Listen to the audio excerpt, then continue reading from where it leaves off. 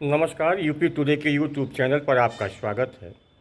सरकार के द्वारा जारी बुलडोज़र नीति की आलोचना करते हुए जब से सुप्रीम कोर्ट ने तर्क टिप्पणी किया है, तभी से तमाम विपक्षी दल सरकारों के बुलडोज़र नीति की खुलकर आलोचना कर रहे हैं।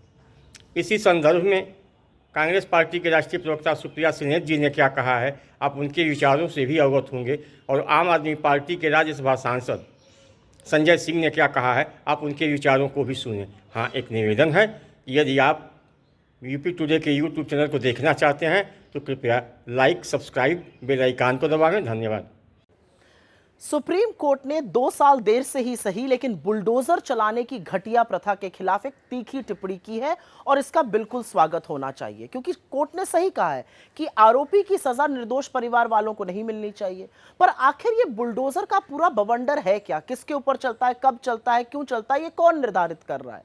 Housing and land rights network HLRN का अनुमान है कि स्थानीय, राज्य और केंद्र सरकारों ने 2022 और 23 में करीब 1.5 लाख घरों को बुलडोजर से ढहा दिया था, जिसके चलते गांव, देहात और शहर में करीब करीब 7.5 लाख लोग बेघर हो गए।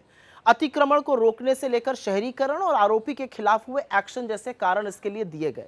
लेकिन बहुत सारे सवाल हैं और पहला सवाल यह है कि ऐसा कैसे होता है कि किसी आरोपी का घर, दुकान, होटल अचानक अवैध हो जाता है। एक ही दिन में अवैध निर्माण ढहाए जाने की सारी प्रक्रिया भी पूरी हो जाती है। क्या कोई ये पूछेगा कि कैसे पता चलता है कि निर्माण अवैध है? कब नोटिस दिया गया, कब उसे सुनवाई का मौका दिया गया, कब निर्माण तोड़ने की तिथि निर्धारित करी गई, और आखिर ये सारी चीजें 24 घंटे में कैसे हो जाती हैं? लेकिन सच यह है कि अधिकांश जगह बुलडोजर निरंकुश सरकारें नफरत की आंधी को हवा देने के लिए चला रही हैं। और एक बड़ा कड़वा सच यह है कि अधिकांश जगह बुलडोजर मुसलमानों के घरों पर चलाए जाते हैं।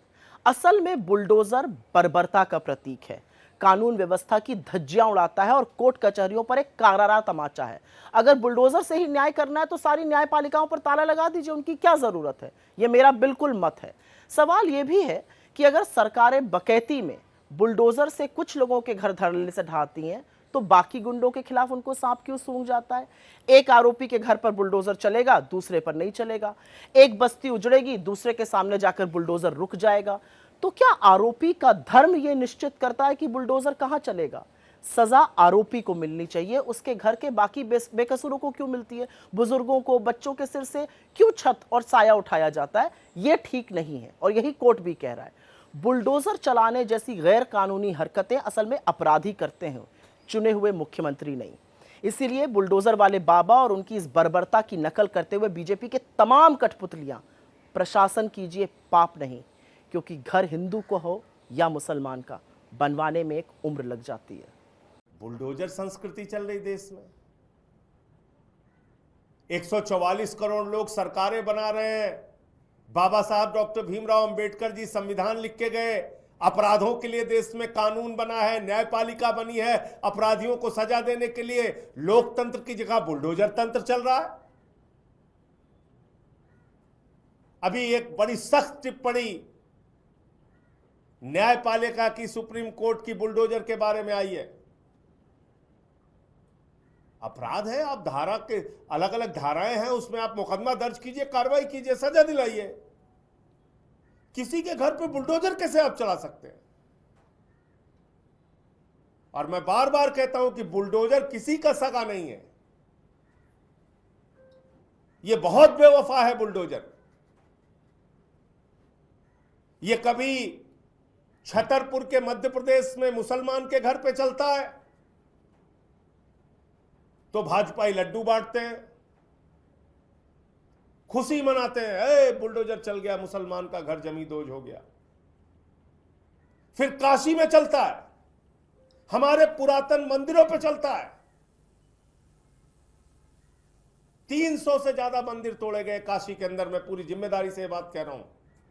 300 से ज्यादा इन्हीं भाजपाइयों के द्वारा बुलडोजर चला चला के वहां लोगों के घर तोड़े गए। उससे चैन नहीं मिला तो श्री राम की नगरी अयोध्या पहुंच गए। अयोध्या में 4000 घर लोगों के तोड़े। 4000 घर जमींदोज कर दिया बुलडोजर चला के। कई मंदिर तोड़ डाले वहां पे। ये देश का विकास करेंगे ये लोग?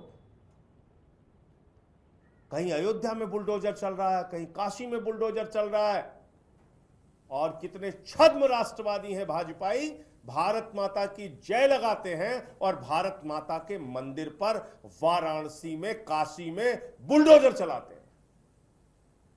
भारत माता के मंदिर पे बुलडोजर चला दिया।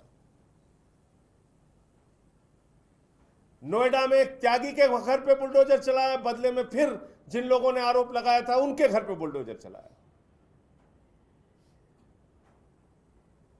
तो क्या बुलडोजर से भला होने वाला है इस देश के लोगों का? क्या ये गौ रक्षा के नाम पे इंसान हत्या से इस देश को तरक्की मिलेगी, विकास मिलेगा, रोजगार मिलेगा, महंगाई कम होगी क्या हिंसा और नफरत की राजनीति से? लेकिन नहीं, ये सुनियोजित तरीके से कराया जाता है। अभी महाराष्ट्र की एक तस्वीर है, एक बूढ़े आदमी को कई लोग मिलके मार रहे हैं, मुसलमान है, ट्रेन में चल रहा है। कहां लिखा है भाई हिंदू धर्म में अपने बेटी से मिलने जा रहा है कोई, उसको पकड़ के मार रहे हो? ये आर्यन मिश्रा के पिता को आज जो पीड़ा है, तकलीफ है उनके घर वालों को, इसका जवाब कौन देगा? इसकी भरपाई कौन करेगा? नरेंद्र मोदी कि नायब सिंह सैनी, हरियाणा की सरकार, या बीजेपी? कौन करेगा? तो इसलिए गलत का विरोध करना है जो आम आदमी पार्टी करती है, किसी के साथ भी हो, दलित के साथ हो, पिछड़ों के साथ हो, आदिवासी के साथ हो, मुसलमानों के साथ हो या हिंदुओं के साथ हो।